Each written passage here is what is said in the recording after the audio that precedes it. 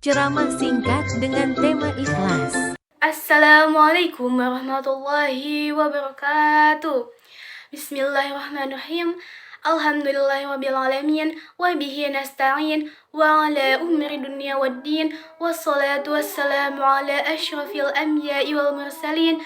Sayyidina wa maulana Muhammad wa ala alihi wa sahbihi ajma'in. Amma ba'du. Pertama-tama, marilah kita panjatkan puji dan syukur kehadirat Allah Subhanahu wa Ta'ala yang telah memberikan rahmat dan hidayahnya kepada kita semua, sehingga kita dapat berkumpul di tempat yang insya Allah diridhoi oleh Allah Subhanahu wa Ta'ala. Amin, amin, amin, ya rabbal alamin. Tak lupa, salawat serta salam semoga tercurahkan kepada junjungan kita, Nabi besar kita, Nabi Muhammad Sallallahu Alaihi Wasallam, yang telah membawa kita dari zaman jahiliyah menuju zaman Islamiyah. Sebelumnya, perkenalkan nama saya Alima Budiani, PBS 3B dengan NIM 231420053 dengan dosen pengampu mata kuliah praktek ibadah 3, Bapak Jainuddin Syukron, ME. Jamaah yang berbahagia, izinkan saya untuk menyampaikan ceramah singkat dengan tema ikhlas. Pernah gak sih ketika ada sesuatu hal yang tidak sesuai dengan keinginan kita, pasti orang lain berkata, udah ikhlasin aja, siapa tahu itu bukan yang terbaik untuk kamu.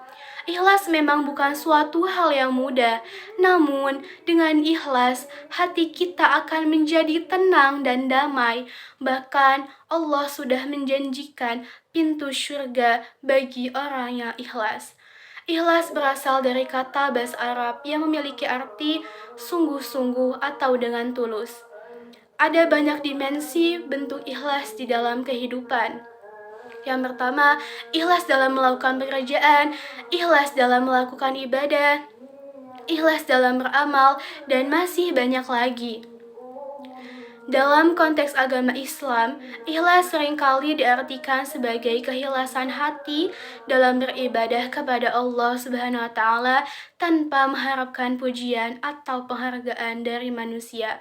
Ketika kita ikhlas terhadap sesuatu yang sudah Allah takdirkan untuk hidup kita, maka Allah akan senantiasa memberikan takdir yang baik, bahkan lebih baik dari apa yang kita inginkan. Ikhlas dapat membersihkan hati, jiwa, serta pikiran yang tidak baik. Seseorang yang ikhlas memiliki hati yang tulus dan menerima takdir dan ketetapan dari Allah Subhanahu wa Ta'ala. Ayat Al-Quran yang menerangkan tentang ikhlas terdapat pada Quran Surat Al-Baqarah ayat 216. A'udzubillahi minasyaitonirrajim. Bismillahirrahmanirrahim.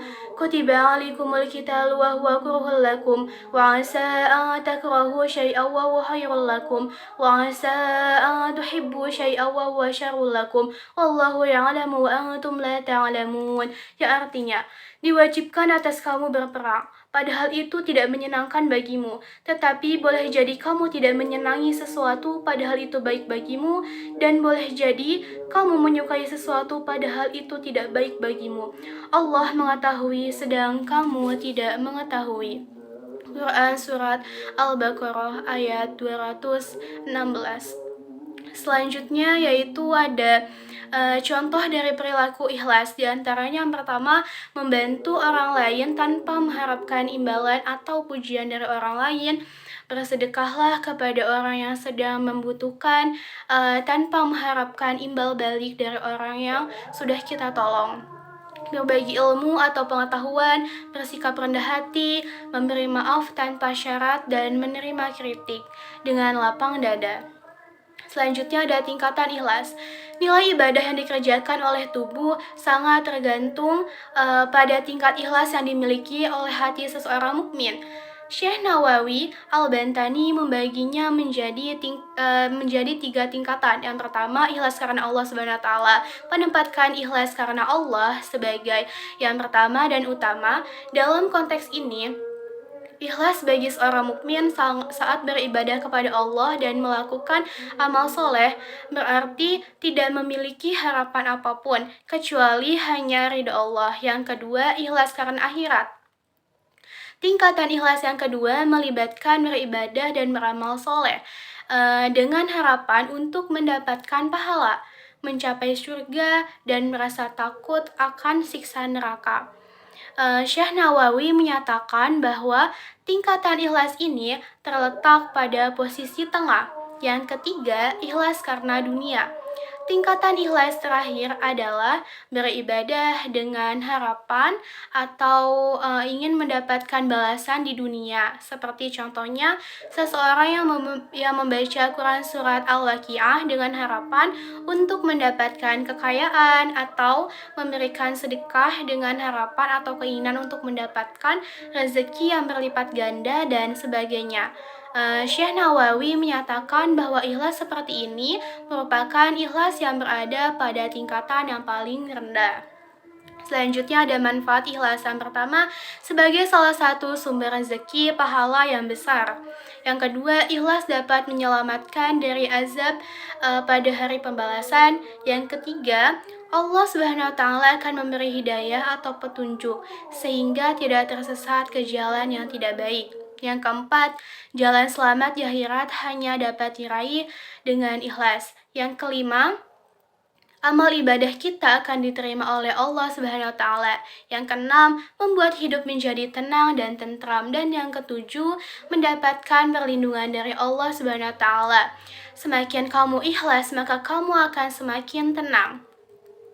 Jamaah yang berbahagia, belajarlah untuk berlapang dada, karena tidak semua yang kita inginkan itu yang terbaik menurut Allah. Sesulit apapun keadaanmu, ajarlah hatimu agar selalu bisa menerima semua keadaan dan ketetapan dari Allah tanpa membenci.